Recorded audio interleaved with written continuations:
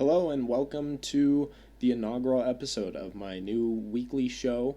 Current working title, Please Someone Tell This Guy to Stop Buying Cameras.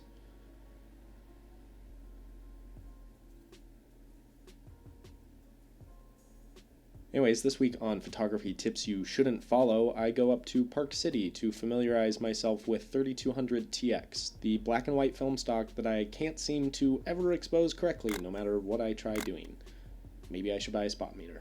So I started the day the only way that you can start any good adventure day, and that's with a bowl of oatmeal, because I am poor and that's literally all I can afford is oatmeal and eggs. I also ate eggs. I didn't film eating the eggs, just the oatmeal. After that, I headed up to Park City. When I got there, I spent the first hour and a half or so clearing a large wall of snow and ice off of the path to get up to the front door of the cabin. The back door would have been even more snow and ice to clear, so I chose the front door because it was a less monstrous, still monstrous, but less monstrous amount of snow to clear. After getting my exercise for the year in, I decided to shoot the last few frames of Portra 400 that I had loaded into my Leica R3 with the 100mm Elmaritz APO Macro 2.8.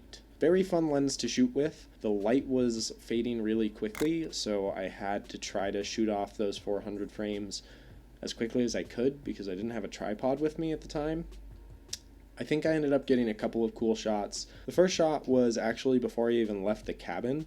I was standing looking at the front door and I thought that the window with this spiral glass looked really cool. I noticed that the lab really developed these photos with the color blue in mind, and I can see what they were going for kind of with the winter cold theme. It looks really cool. It's not exactly what they normally edit Portra 400 for.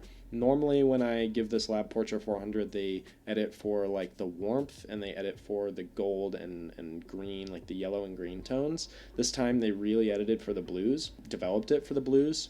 And I think that looks really cool. It turned out really well, and so I'm posting all of these as they came back from the lab.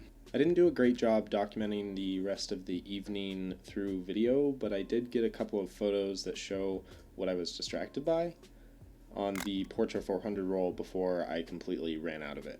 Around 8:30 or 9 o'clock, I loaded the roll of 3200 TX into my R3 with the 100mm on it, and we decided to go down to Main Street so that my friends could be social and so that I could press my nose up against the R3 and smell the lovely Leica leather.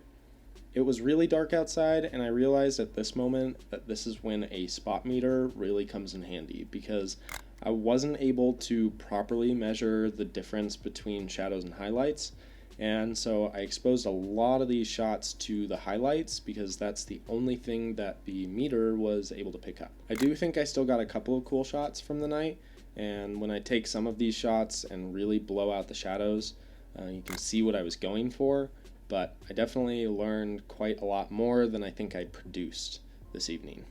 Our night on Main Street was fairly short-lived. We were all pretty tired, but we had a good time and we went back to the cabin. I shot a few more snaps of Lando the Perfect Pupper and hit the sack. The next morning I woke up and I still had quite a few frames of 3200 left. I went out onto the patio of the cabin that we were staying at, and there was some really cool ice formations with some interesting fractal patterns happening. So I shot a couple ice shots that I'm really actually pretty taken with. I think that they turned out pretty cool. As I was leaving, I snapped this final shot. I was kind of taking inventory of the cabin, just making sure I hadn't left anything behind, and I turned back behind, just looked underneath the deck for some reason, and saw this really cool ice shelf that was forming, and so I snapped a vertical photo of that through the little wire handrail thing that we have, and I think that it actually turned out pretty cool. I like that photo almost more than any of the other photos that I took. I think my biggest takeaway from this trip and this attempt to familiarize myself with 3200 is that it definitely helps to have a tripod with any film, regardless of whether or not it's really high ISO at night, because the shots that I was trying to get were all handheld, and so I was very limited by that. And even though I had a really high ISO film, it could only do so much to compensate for my ignorance. Well, I hope you guys enjoyed this kind of photo vacation video. This is just one style of video that I plan on making on this channel. I do plan on making videos weekly, and so I hope you stick around for that. But we're going to be covering all sorts of stuff, from digital and film techniques to editing techniques, both for video and for photo.